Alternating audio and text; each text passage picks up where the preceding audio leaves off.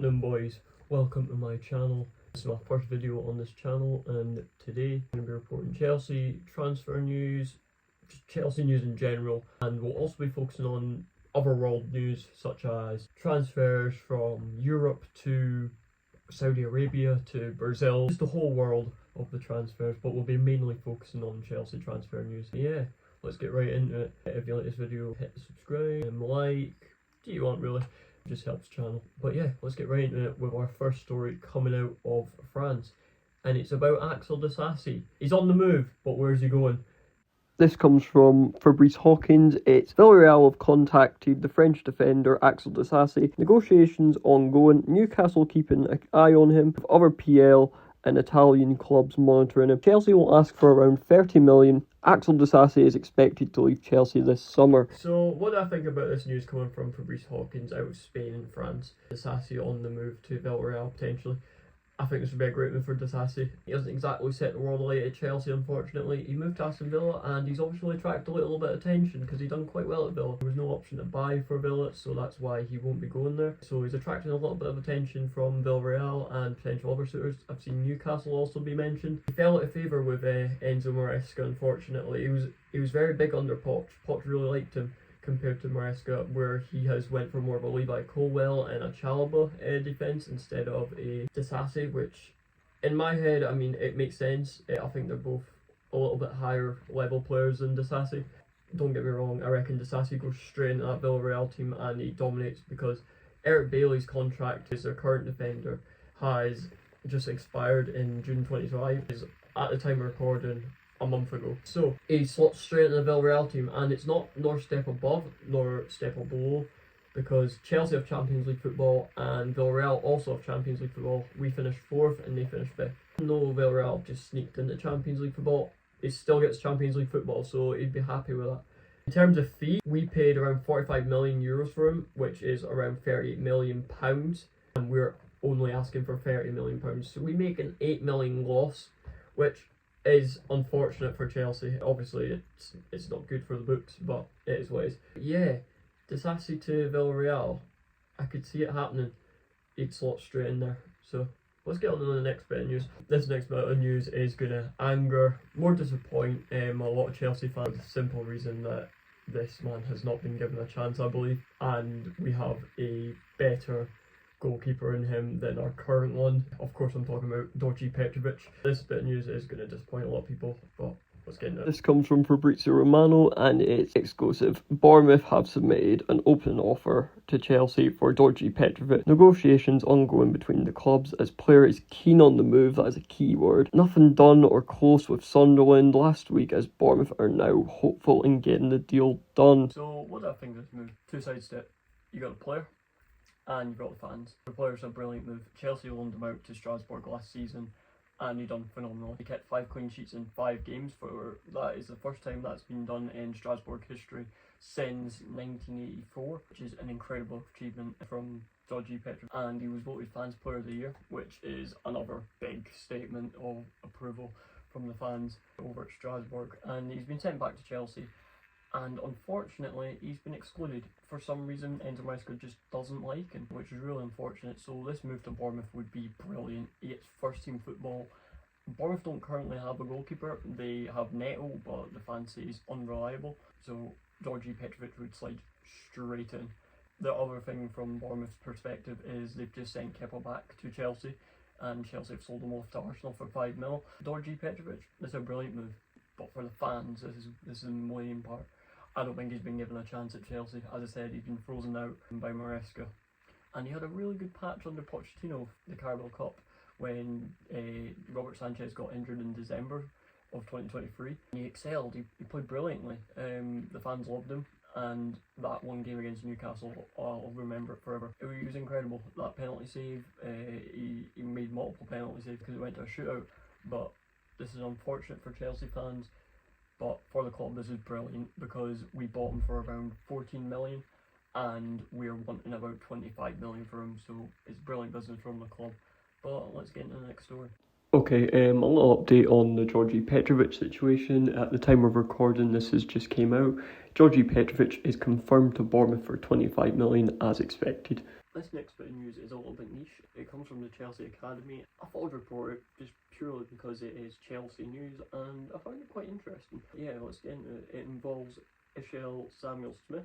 And yeah, let's see where he's going. So this source comes from Blueco Extra and it says Strasbourg are on ongoing talks with Axel Samuel-Smith's representatives over personal terms for a permanent move to the Blueco club in France. The deal is worth reportedly around €6 million, which is an equivalent to £5.2 million.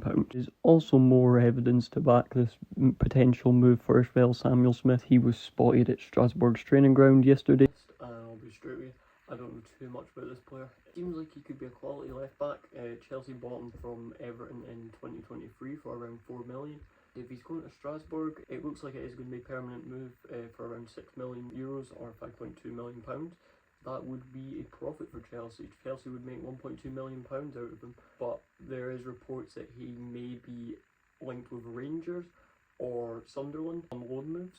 So if the deal collapses with Strasbourg, they could potentially go to Rangers or Sunderland. That is another report that has been going around. But I reckon this move to Strasbourg will happen and you'll either be a rotational player for a little bit or you'll go straight into the squad.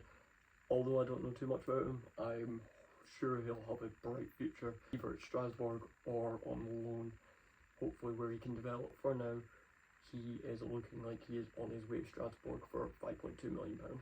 This next story comes out of Feyenoord. It involves David Hanko, a Chelsea target, but I would also like to put a disclaimer out with this one. I would like you to take it with a grain of salt because I don't think this is the most creditable source, but I'm going to report it anyways just in case because I have another source that may back this potential source. But yeah, let's get into it. And if you're a Chelsea fan and maybe a fan of David Hanko, you're not going to like this. It's not looking too good for us. Let's get into it.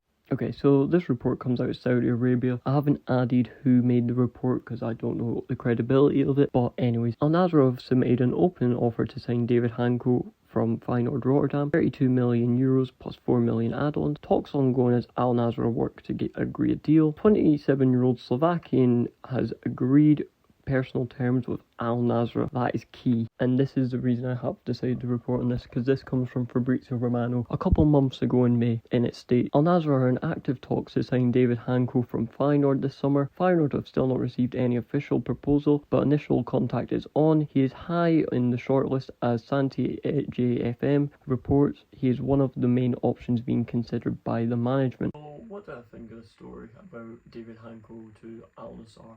I think this is a positive move for him. It's big money, obviously. If he goes to Saudi, 9 out of 10 times, if a player from Europe heads over to Saudi, they do get big money. David Hanko being a very solid right back from Feyenoord, I reckon would be a good addition to Al Nassr team. But he has a lot of potential suitors, Chelsea being one and Juventus being another. So will he choose Europe or will he choose Saudi? Who knows? But the most memorable thing from me, from David Hanko, is probably his goal against City to make it 3-3 in the Champions League in this season. But other than that, I'm not too bothered about David Hanko.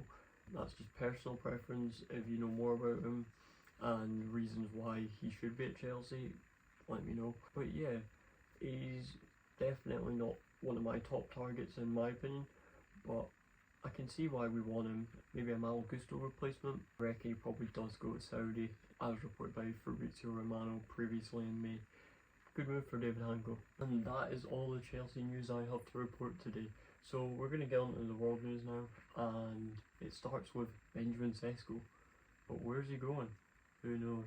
Let's get right into it. This source comes out of Germany and comes from Philip Hines, and it says, yes, there is complete interest from Saudi Arabia and Benjamin Sesko. The player's side has received inquiries. Sesko sees a future in Europe. Arsenal are still heavily involved in talk ongoing. Leipzig are sticking to their desired amount of over €80 million. That comes from Sky Die, which is the German Sky. What do I think of the Saudi interest in Benjamin Sesko? Although there's not been a club named at the moment in Saudi who want Benjamin Sesko, I have my incline that it could be either Al Nassr or Al Hilal, two of the biggest in Saudi Arabia.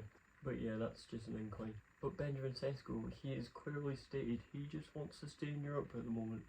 I don't think he is going to move. He's a very young striker who's been very good for RB Leipzig, scoring 13 goals and getting 5 assists this season, which is not bad at all. Arsenal have been heavily linked with him, but they also have a lot of interest in Gyökeres of Sporting Lisbon. However, I reckon Benjamin Sesko probably will stay in Europe. He's getting Haaland comparisons in terms of his build. He's very tall and he's quite big. He's quite built. So yeah, I reckon Benjamin Sesko will stay in Europe. I don't see this one going through in terms of him going to Saudi. I reckon Arsenal might be his destination. Chelsea had small interest in him, but I don't think we're going to go for him. But yeah, that is what my thoughts on Benjamin Sesko are on going to Saudi. I don't think it's happening. This next bit of world news comes out of Italy, and it's about David Capola. He is on the move. He has made a transfer and it is fully signed and sealed. But where is he going? Let's get into it. This source comes from Italy Focus, and it's short and sweet. It's David Capola has joined Brighton officially. So what do I think about this transfer for David Capello? I reckon this could be a good transfer for Brighton and for David Capello. Brighton have bought him for around £12 million from Hertha Verona, and David Capello is going to be able to develop under Brighton's structure. As we all know, Brighton are very good at taking unknown stars or relatively unknown and making them huge. An example of that would be Moises Caicedo, where they bought him for around £4 million and sold him for 115 million, which is a huge profit for Brighton, and we all know that is their structure. For David Capello, he is a young centre back. He's 21 and he's from Italy. He's already got 81 caps in Serie A and 2 national team appearances, which definitely would have put him on Brighton's radar, and it has, and they've went out and got him. So for David Capello, this could be a really good move. Although I don't know too much about him, this could be the move for him. But yeah, hopefully that goes well for him. So this next bit of news is coming out of Brazil, and it involves Igor Jesus, the Botafogo player. So where's he going? Let's see. Okay, so this source comes from Eurofoot, and it says official Nottingham Forest have signed Igor Jesus, the 24-year-old from Botafogo. £10 million fee for the Brazilian striker is fair from Jacobs Ben, who is Ben Jacobs. He is a very reliable football source. So what do I think about this move for Igor Jesus to Nottingham Forest? For around £10 million, I am seeing that it is going to be £51 million with add-ons, which is a little bit crazy because that is £49 million add-on fee, basically, which is pretty crazy. It depends if he does well or if he flops. This could be a terrible transfer. No, but for the initial fee of 10 million, it's a brilliant transfer. Igor Jesus has done very well at the Club World Cup this season. In 4 appearances, scored 2 goals, including a very historical goal against PSG to get Botafogo a win over the Champions League winner of Europe, breaking that stigma that Brazilian football is a lower tier than European football. This could be a brilliant move for him. He could replace Chris Wood, or he could stay up top with Chris Wood, depending on what Nuno is thinking. But for a 24-year-old striker who's been pretty good, he's not been great this season in Brazil. He's only got 3 goals, but last season he done very well. I assume this may have attracted the attention from last season before this season's kicked off. But yeah, this could be a great move for Igor Jesus. And that is it. That is all the Chelsea news and world news I have to report today. I report more of the niche stuff, the stuff that isn't like going about too much, more than the mainstream stuff that everyone is reporting on. I'm hopeful that you enjoyed this video.